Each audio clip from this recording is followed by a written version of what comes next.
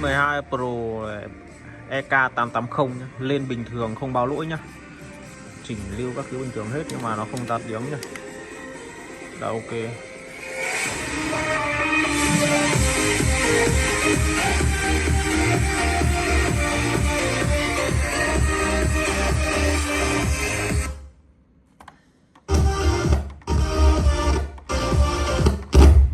Sút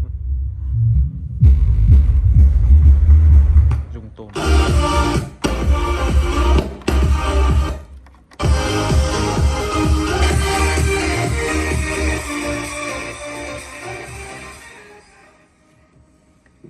lên một ngày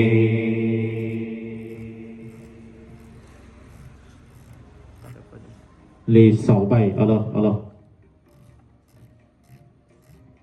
lên 67.